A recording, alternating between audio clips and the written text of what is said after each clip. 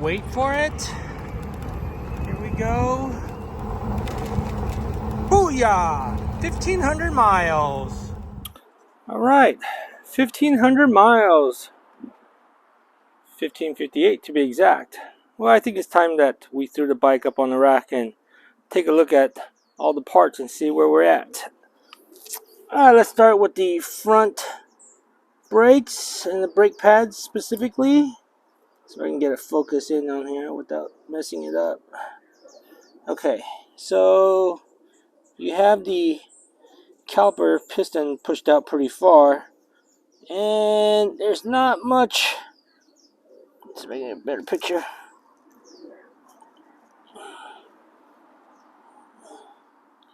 There's not much pad left in between the metal plate and the actual pad material, and here's the actual disc itself. Tires look okay. Let's look at the rear cogs. I don't see a lot of, well, they're all there. That's a good sign. Let's take a look at the rear brakes real fast. Rear brakes are in better shape, so you can see more material in between the backing material, and there's the actual pad itself, and then the disc. This is the brake disc. But the rear tire is a little bit more worn than the front tires. All right, let's check the chain. Okay, so this is the Park Tool chain stretch, tester. So you kind of stick it in there and see. Okay, so it is greater than 0.5% wear, so this is warning. Let's see. Okay, this is the 0.75%.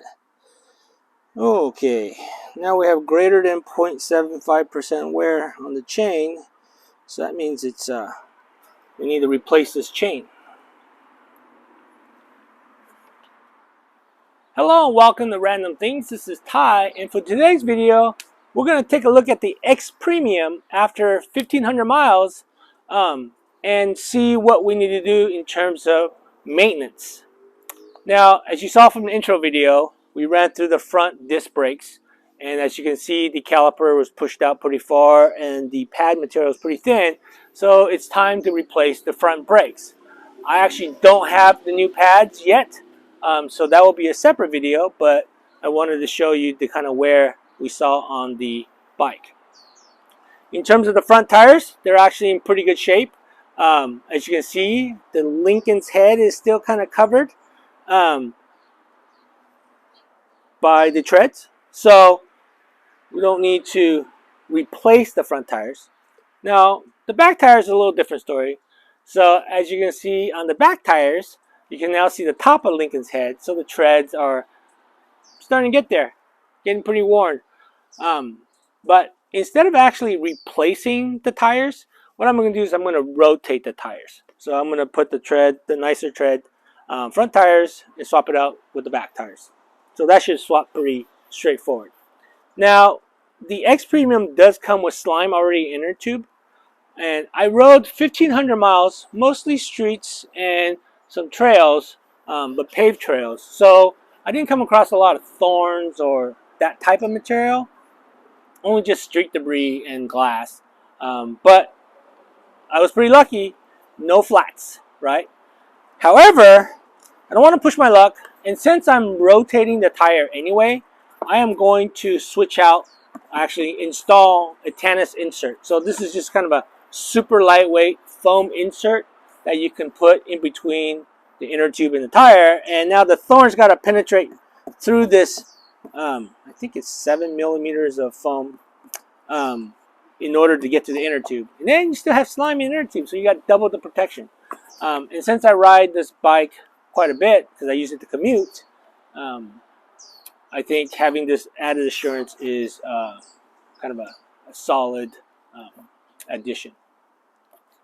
Now, in terms of the actual drivetrain, as you saw from the video, the chain wear was actually greater than 0.75%, meaning that it is time to replace the chain.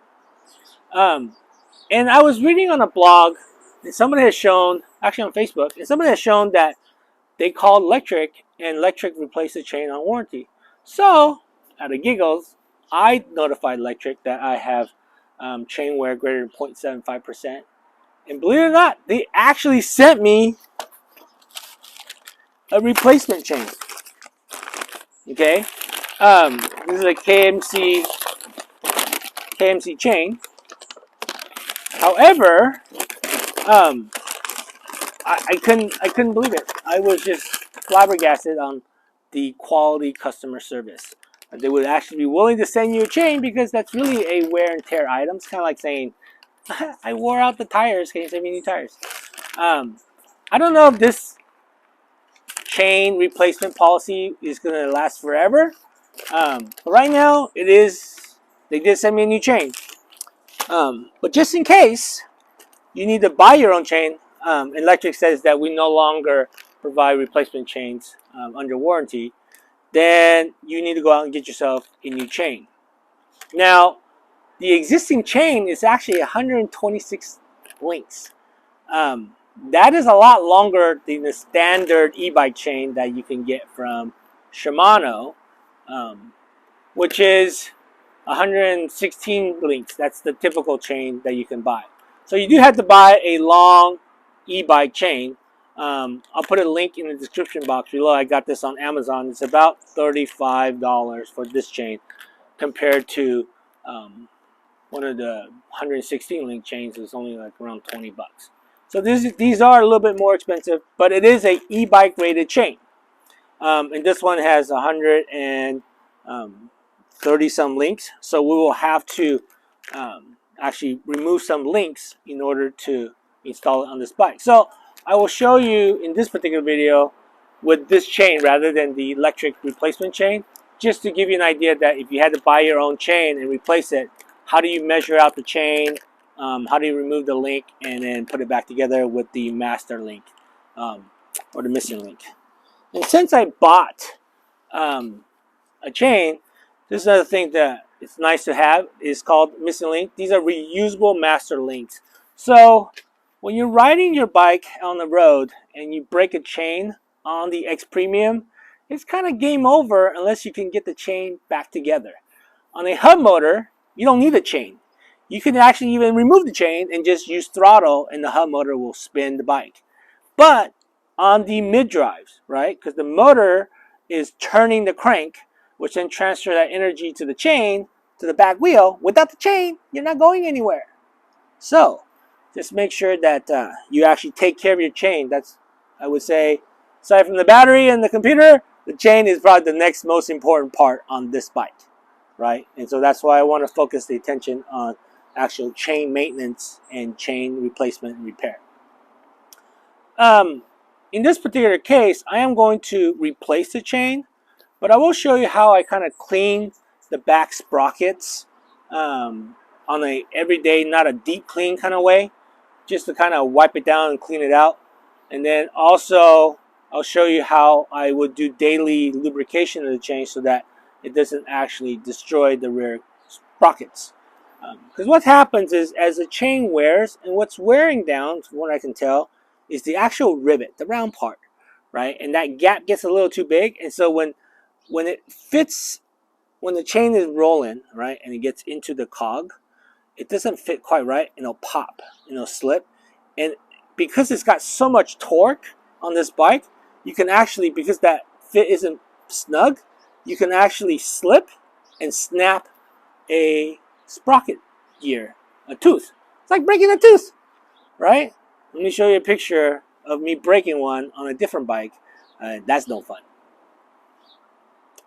And so what you do want to do is you do want to actually make sure that you check the chain.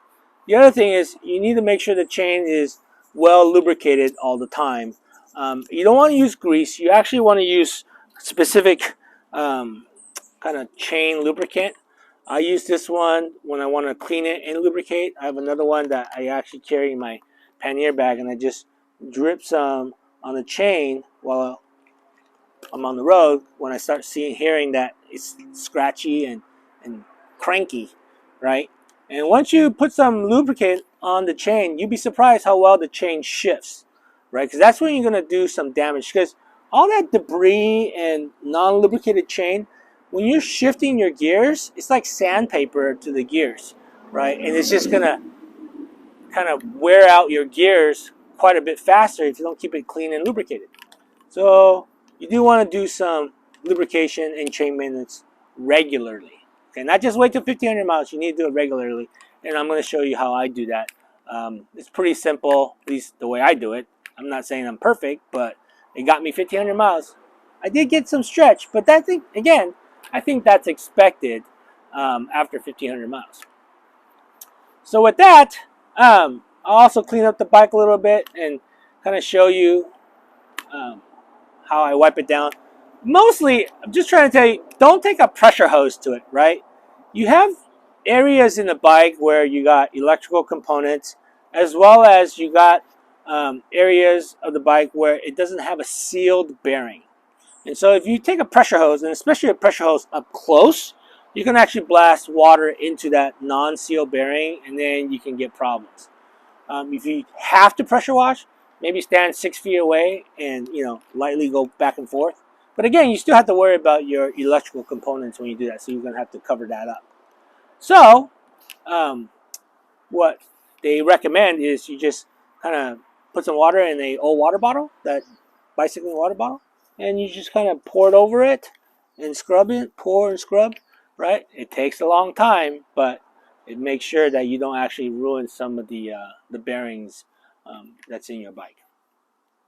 So with that, that's kind of the quick overview of what to expect. So let's get into it.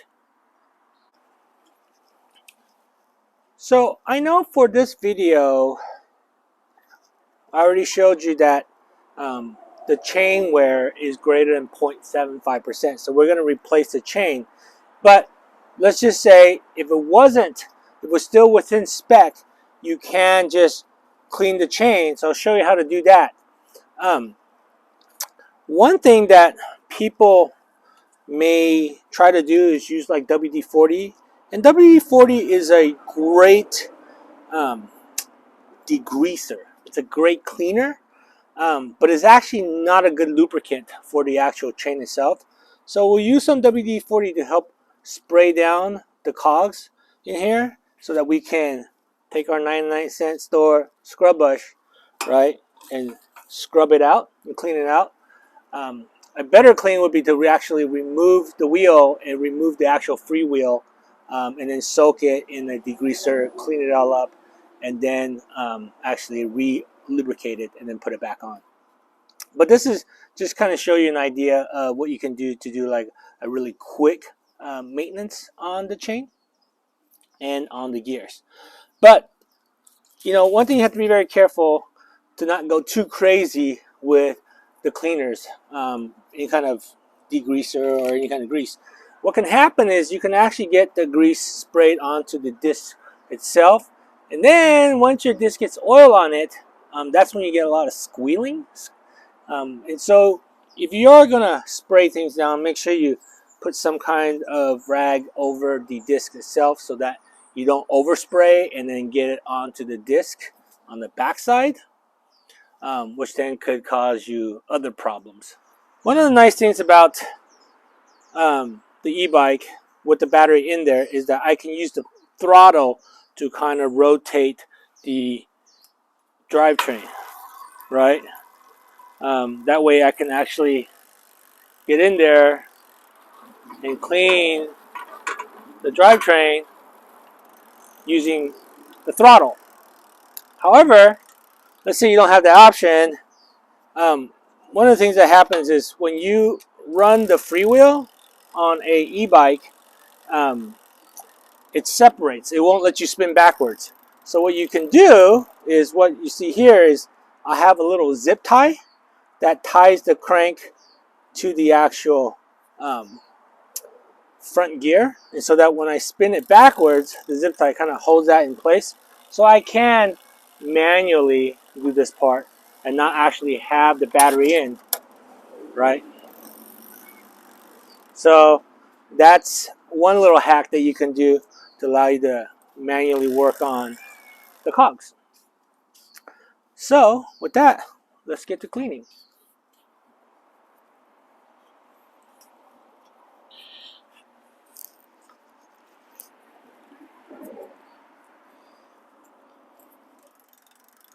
Okay, so I have the gear. The disc brakes are now covered in a rag, so then I can just apply the cleaner. It's a good idea to lay down a some kind of cardboard, because you're going to make a mess. And in there, and let's get that scrub brush. I like this one because I can reach in there without risking my hand getting all jacked up. So then I'm just kind of scrubbing the gears as I clean them.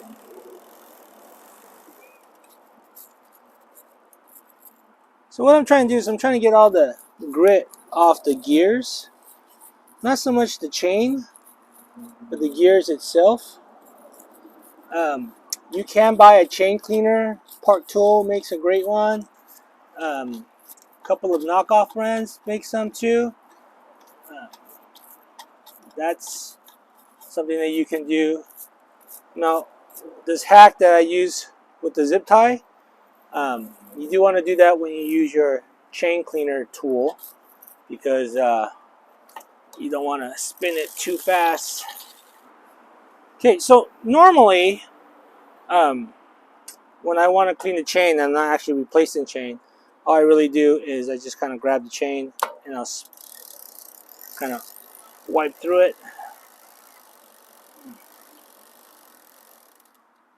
and wipe off the sand that's kind of in there, because again, it's that grit that's stuck to the chain that's gonna start scratching your gears. So obviously I would do a little better job, but for the sake of time, I just want to kind of show you. Once I get to this point, this is actually where I start applying additional new lubricant. This is actually a cleaner lubricant combined. So I just kind of drizzle it onto the chain up front and just kind of pedal through. And you want to give it a good 5 or 6 rotations, and then you want to cycle through your gears.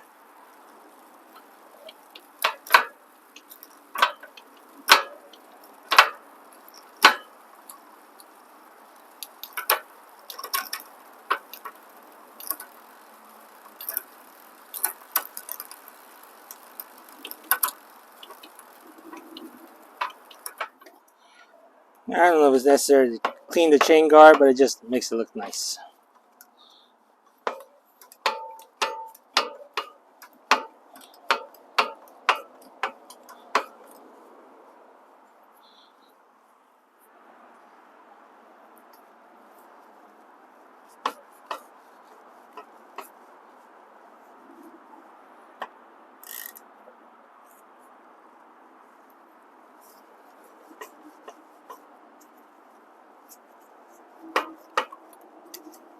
This is just something tough that can get in between the gears that won't rip.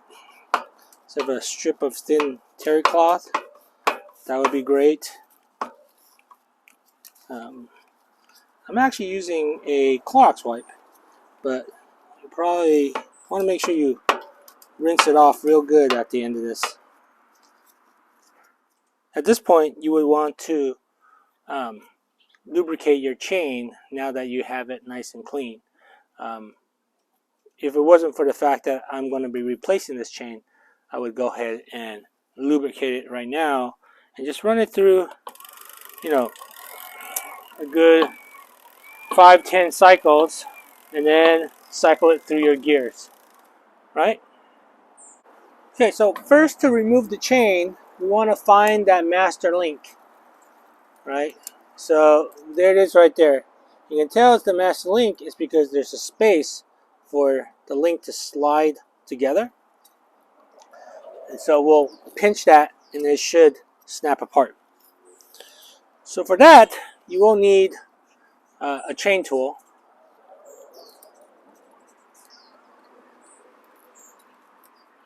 Now, I'm not planning to save this chain, so technically I can just use a chain break tool and actually just break the chain at a rivet.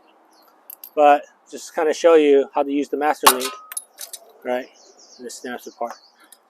Now, there's a tool that you can get that kind of holds all that together while you do this operation, but it's too lazy to put that on.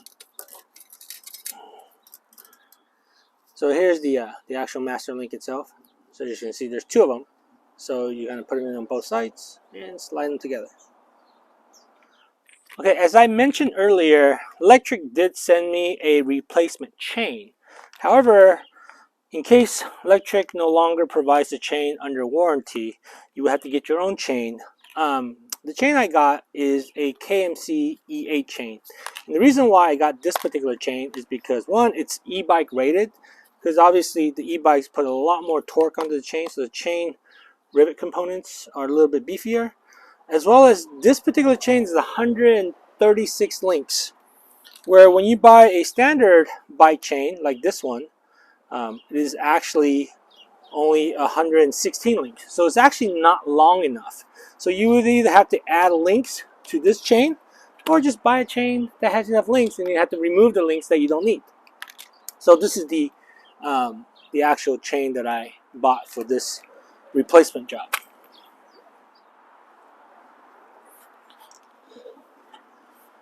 So Part Tool Company actually has a great video on how to size a chain. And I'll put a link in the description box below. But basically, you just put it on the biggest link, the biggest cog in the back, and the biggest cog in the front. Figure out where it lines up, right? But because, again, you haven't ran it through the derailleur, right? Wherever it lines up, you want to go back 2 rivets. So if let's say it's this rivet, you want to go back 2 rivets, 1, 2. So you would break it there, and then that's how it would connect. So when you do this, though, you do want to make sure when you're measuring, you have the master link in place. So you want to put the master link on, right? So this is an outer plate as opposed to an inner plate, right? So this is on the inside of the chain, outer plate. So you want to make sure that you link up to an outer plate, right? So it's outer to outer. So in this case, the next outer plate that I can reach, right, is, because I can't go here, I would have to go here, right, the end of an inner plate. So that would be how it normally would be. So then from here, I would go back 2 rivets, 1, 2.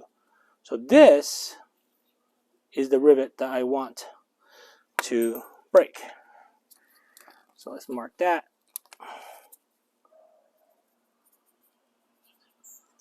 All right, so let's double check again, right? Because you want to measure twice, cut once. So again, this is an inner plate right there. So right now that lands on doesn't match up, right? So you gotta have to slide it back a little bit so that it's outer plate to outer plate, right? So the master link would be this plate, and you go back 2 rivets, 1, 2. So that's the one we break. Let's go ahead and take our chain break tool and take the rivet out. So when you do that, in this particular case, you would just pop it entirely out.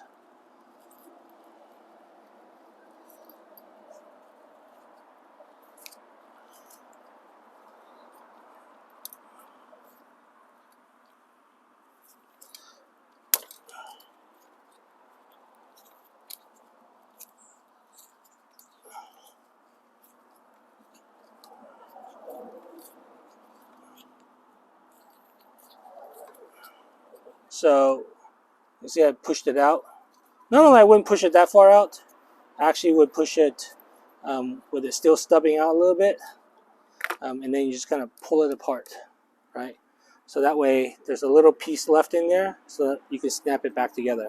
If you were keeping this. And I am going to keep this as spare links so that if I'm riding and my chain breaks and it breaks in multiple spots where I can't find it, I can use this to replace it so that I can get home again. Because again, you need to have a chain so that you can get home, right? So now we're going to go ahead and put the master link on.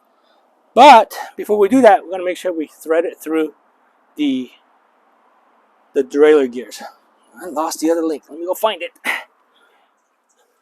Let's go ahead and thread this chain.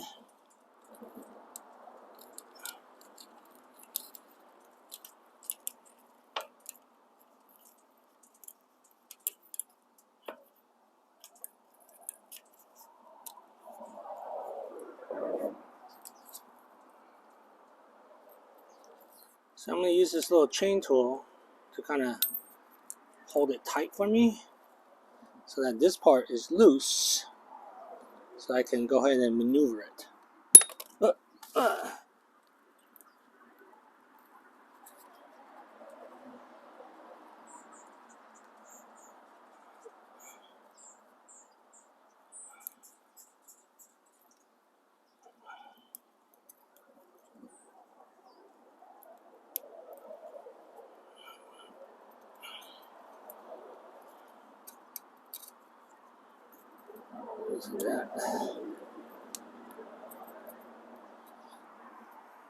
Okay, so you can see it's not pushed back all the way.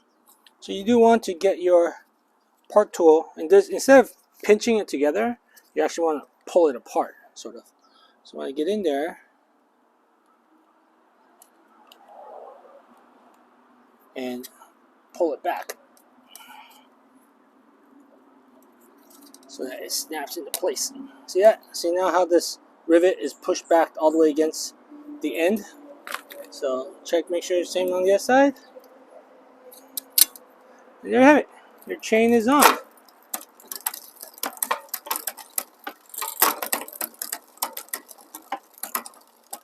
Okay, well, looks like I'm gonna have to do some chain adjusting. So let's remove the derailleur protector.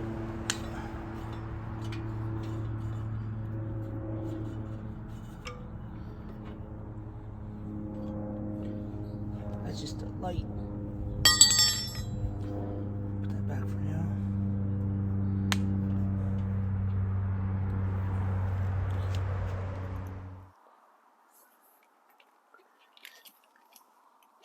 Okay, so when you are adjusting the derailleur, the first thing you need to do is take the barrel adjuster and loosen it all the way, meaning that you want to go clockwise, right? So you want to go clockwise. So imagine an arrow, right? You go clockwise, and what that does is it actually pulls the chain to the right or towards the smaller gears. If you go counterclockwise or tighten the chains, it'll pull it towards the bigger gears. And so before you begin to do your derailleur adjustment, you want to loosen that all the way. Some people will actually take the cable off the screw here just so that the cable tension does not play a role. But I think it's fine if you just take the barrel adjuster, turn it all the way to the right so that it's completely loose. Then you want to use your Phillips screwdriver, and you have to identify the high limit screw and the low limit screw. And what this does is it prevents the chain from either falling off on the high limit screw or going over on the low limit screw. It's called the low limit screw because it's for the low gear. High limit screw, I guess, is for the high gear. That's my guess is why it's called high and low limit screw. So if I turn the H limit screw, you should see that the jockey wheel will start moving one way or the other. So I'm going to turn it clockwise. And what that does is that this screw will push against the tab on the inside. And by pushing on that tab, it's going to push that whole derailleur assembly, the jockey wheel, this way if I go clockwise. So I'm going to go ahead and do that. And you can see it moving towards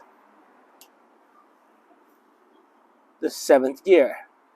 And the idea is you want to line up that jockey wheel so that it's just underneath the 7th gear.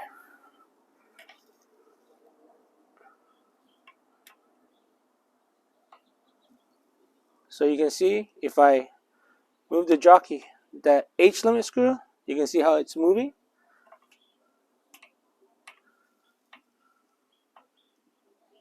And I want to get just under that 7th gear. In fact, what you want to do is you actually want to,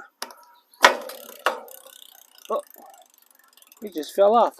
So again, this is why you have to have the high limit screw, because it just falls off the sprocket if it's too far towards me. Now I gotta fix that. So now I have the H limit screw pretty far in there clockwise, all right, and that's pushing that jockey wheel that way. And so if I spin the wheel, it's not gonna let it fall off that last gear, the high gear, 7th gear. So this seems like a decent set point for the H limit screw. If I go any further with the H screw, you're going to see that it's going to try to jump it to the 6th gear, the next gear up. Or you start hearing excessive noise because it's trying to change gears on you.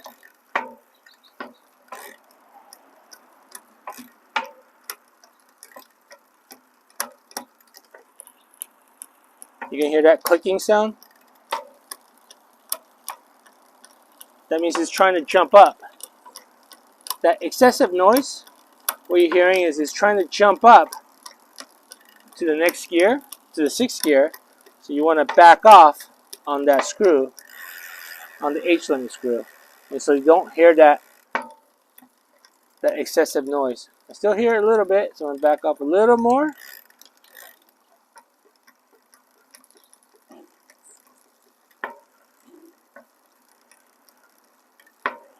There.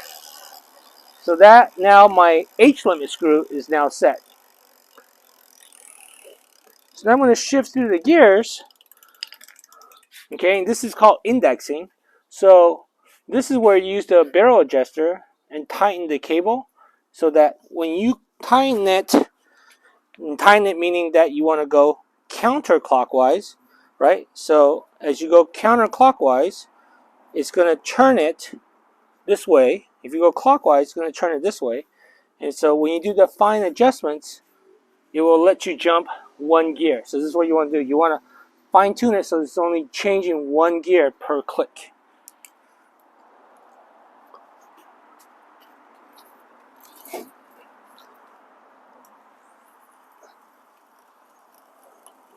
So when I do 1 click, you can see it pulled the chain over, but it's not quite enough. It's clicking. So I need to take the barrel adjuster and go counterclockwise. I'm going to go 1/4 turn.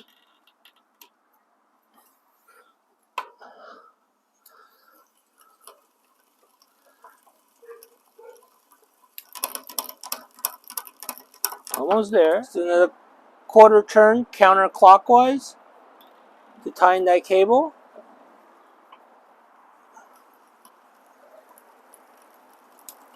There he goes.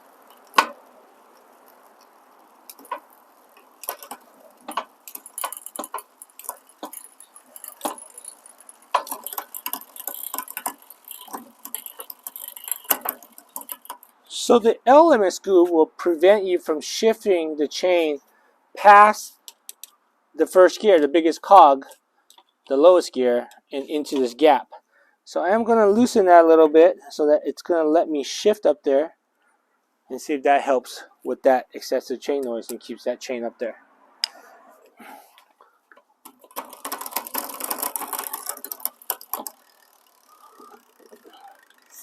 So you can see that the screw itself is bottoming out against that frame. So we'll loosen that screw half a turn to let us finish pushing it up.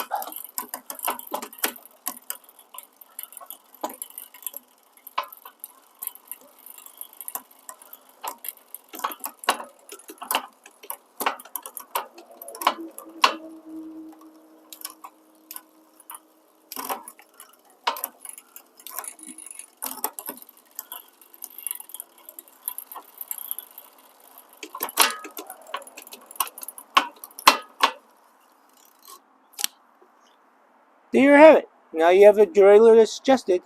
Now I'm going to put that derailleur guard back on.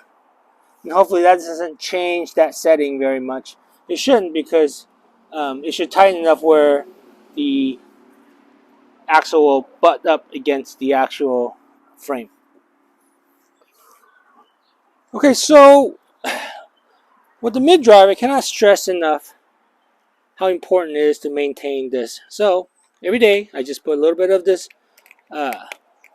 chain lubricant, and all I do is I kind of tilt the bike up onto its kickstand, right? And then that way it will run, and then I will just add lubricant onto the chain and then let it kind of work its way in there, you know, a good 5, 6, 7, 20 revolutions, right?